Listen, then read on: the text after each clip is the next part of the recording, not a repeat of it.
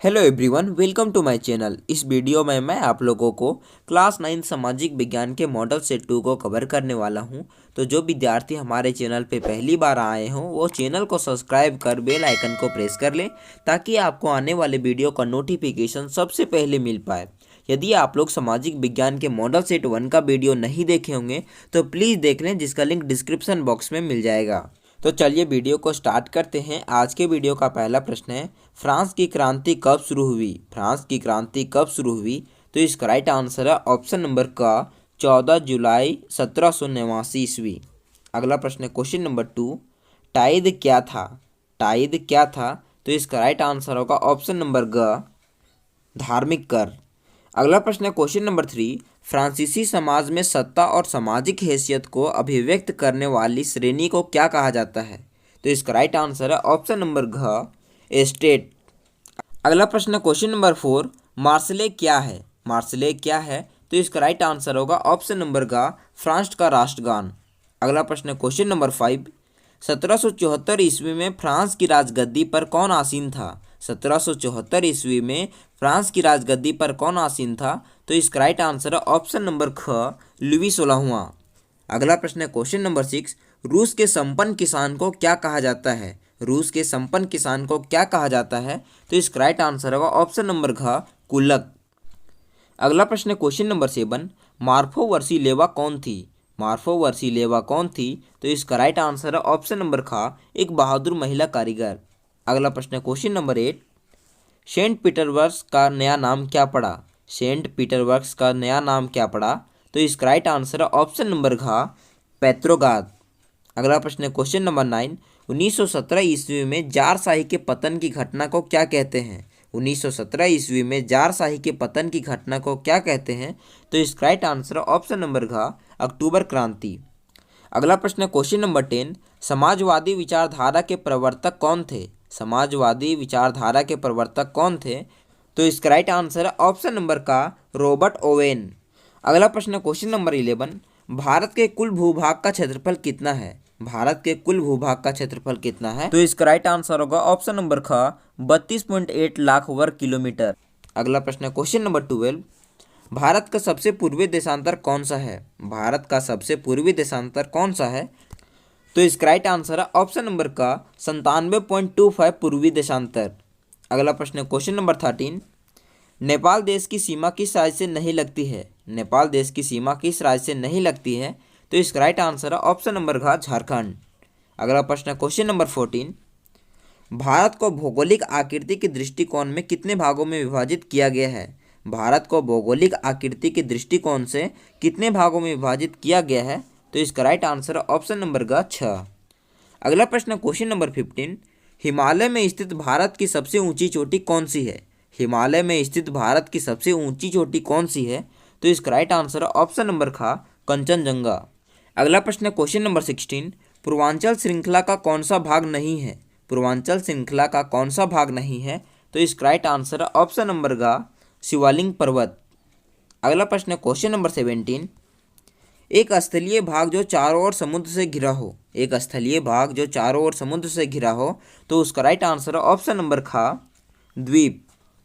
अगला प्रश्न है क्वेश्चन नंबर 18, गंगा मैदान में वेदिका जैसी आकृति किस भाग में प्रदर्शित होती है? गंगा मैदान में वेदिका जैसी आकृति किस भाग में प्रदर्शित होती है? तो इसका राइट आंसर है ऑप्शन नंबर ख, भांगर। अगला प्रश्न है क्वेश्चन नंबर 19, गंगा नदी का उद्गम कहाँ से है? गंगा नदी का उद्गम कहाँ से है? तो इसका राइट आंसर है ऑप्शन नंबर ख, गंगोत्री। अगला प्रश्न है क्वेश्चन नंबर 20, डल झील किस राज्य में स्थित है? डल झील किस राज्य में स्थित है? तो इसका राइट आंसर है ऑप्शन नंबर का, जम्मू कश्मीर। अगला प्रश्न है क्वेश्चन नंबर 21, गेहूं, चना, जौ आदि किस प्रकार की फसलें हैं? गेहूं, चना, जौ आदि किस प्रकार की फसलें हैं? तो इसका राइट आंसर है ऑप्शन नंबर का, रबी फसलें। अगला प्रश्न है क्वेश्चन नंबर 22, हरित क्रांति की मुख्य विशेषताएं हैं। हरित क्रांति की मुख्य विशेषताएं हैं। तो इसका राइट आंसर होगा ऑप्शन नंबर का, गेहूं तथा चावल में अप्रत्याशित वृद्धि। अगला प्रश्न है क्वेश्चन नंबर 23, बहुविध फसल प्रणाली किसे कहते हैं? बहुविध फसल प्रणाली किसे कहते हैं? तो इसका राइट आंसर होगा ऑप्शन नंबर का, एक वर्ष में किसी भी भूमि पर एक से ज़्यादा फसल पैदा करना। अगला प्रश्न है क्वेश्चन नंबर 24। अपनी आजीविका के लिए श्रवण ने एक डेयरी की दुकान खोली है। श्रवण की यह क्रिया किस प्रकार की क्रिया है? तो इसका राइट आंसर है ऑप्शन नंबर खा, गैर कृषि क्रिया। अगला प्रश्न है क्वेश्चन नंबर 25। HYV का क्या तात्पर्य है? HYV का क्या तात्पर्य है? तो इसका राइट आंसर है ऑप्शन नंबर ख, अधिक उत्पादन करने वाले बीज। अगला प्रश्न है क्वेश्चन नंबर 26। निम्नलिखित में से कौन सा कारक जनसंख्या की गुणवत्ता को बढ़ाते हैं? निम्नलिखित में से कौन सा कारक जनसंख्या की गुणवत्ता को बढ़ाते हैं? तो इसका राइट आंसर है ऑप्शन नंबर ग, सॉरी यहाँ पे घ होगा, तो इसका राइट आंसर है ऑप्शन नंबर घ, इनमें सभी। अगला प्रश्न है क्वेश्चन नंबर 27। भारत सरकार की पहल सर्व शिक्षा अभियान का प्राथमिक उद्देश्य क्या है? भारत सरकार की पहल सर्व शिक्षा अभियान का प्राथमिक उद्देश्य क्या है? तो इसका राइट आंसर है ऑप्शन नंबर घ, 6 से 14 के बीच के सभी बच्चों को शिक्षा देने पर ध्यान देना। अगला प्रश्न है क्वेश्चन नंबर 28। इनमें से कौन प्राथमिक क्षेत्र का एक उदाहरण है? इनमें से कौन एक प्राथमिक क्षेत्र का उदाहरण है? तो इसका राइट आंसर है ऑप्शन नंबर का, पशुपालन। अगला प्रश्न है क्वेश्चन नंबर 29। किसी एक खेत में 5 लोग काम कर रहे हैं। यदि उनमें से 2 लोग को हटा दिया जाए तो उत्पादन पर कोई प्रभाव नहीं पड़ेगा। यह किस प्रकार की बेरोजगारी को इंगित करता है? तो इसका राइट आंसर है ऑप्शन नंबर खा, प्रच्छन्न बेरोजगारी। अगला प्रश्न क्वेश्चन नंबर 30। शिक्षा और स्वास्थ्य द्वारा विकसित किए गए मानव को अर्थशास्त्र में क्या कहा गया है? शिक्षा और स्वास्थ्य द्वारा विकसित किए गए मानव को अर्थशास्त्र में क्या कहा गया है? तो इसका राइट आंसर है ऑप्शन नंबर का, मानव पूंजी।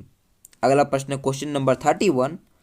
लोकतंत्र शासन का वह रूप है जिसमें, लोकतंत्र शासन का वह रूप है जिसमें, तो इसका राइट आंसर है ऑप्शन नंबर का, जनता शासकों का चुनाव करती है। अगला प्रश्न क्वेश्चन नंबर 32। चीन में राष्ट्रपति नियुक्ति करने का अधिकार किसे है? चीन में राष्ट्रपति नियुक्ति करने का अधिकार किसे है? तो इसका राइट आंसर है ऑप्शन नंबर का, कम्युनिस्ट पार्टी। अगला प्रश्न क्वेश्चन नंबर 33। जिम्बाब्वे कब स्वतंत्र हुआ? जिम्बाब्वे कब स्वतंत्र हुआ? तो इसका राइट आंसर है ऑप्शन नंबर का, 1980 ईस्वी। अगला प्रश्न क्वेश्चन नंबर 34। रॉबर्ट मुगाबे कहाँ के राष्ट्रपति थे? रॉबर्ट मुगाबे कहाँ के राष्ट्रपति थे? तो इसका राइट आंसर है ऑप्शन नंबर का, जिम्बाब्वे। अगला प्रश्न क्वेश्चन नंबर 35। दक्षिण अफ्रीका के प्रथम राष्ट्रपति कौन थे? दक्षिण अफ्रीका के प्रथम राष्ट्रपति कौन थे? तो इसका राइट आंसर है ऑप्शन नंबर का, नेल्सन मंडेला। अगला प्रश्न क्वेश्चन नंबर 36। संविधान के संबंध में इनमें से कौन सा कथन असत्य है? संविधान के संबंध में इनमें से कौन सा कथन असत्य है? तो इसका राइट आंसर है ऑप्शन नंबर ग, यह सरकार के अधिकारों की सीमा नहीं बताता। अगला प्रश्न क्वेश्चन नंबर 37। भारतीय संविधान सभा के लिए कब चुनाव कराए गए थे? भारतीय संविधान सभा के लिए कब चुनाव कराए गए थे? तो इसका राइट आंसर है ऑप्शन नंबर का, 14 जुलाई 1946 ईस्वी को। अगला प्रश्न क्वेश्चन नंबर 38। इनमें से कौन भारतीय संविधान सभा के सदस्य नहीं थे? इनमें से कौन भारतीय संविधान सभा के सदस्य नहीं थे? तो इसका राइट आंसर है ऑप्शन नंबर का, महात्मा गांधी। अगला प्रश्न क्वेश्चन नंबर 39। इनमें से भारतीय संविधान का बुनियादी मूल्य कौन नहीं है? इनमें से भारतीय संविधान का बुनियादी मूल्य कौन नहीं है? तो इसका राइट आंसर है ऑप्शन नंबर का, असहिष्णुता। अगला प्रश्न क्वेश्चन नंबर 40। इनमें से कौन सुमेलित नहीं है? इनमें से कौन सुमेलित नहीं है? तो इसका राइट आंसर है ऑप्शन नंबर का, इंदिरा गांधी संविधान सभा की सदस्य। हे गाइस, यदि आपको यह वीडियो पसंद आई हो तो वीडियो को लाइक, कमेंट, शेयर करें और चैनल को सब्सक्राइब कर बेल आइकन को प्रेस कर लें। मिलते हैं अगले वीडियो में, तब तक के लिए धन्यवाद।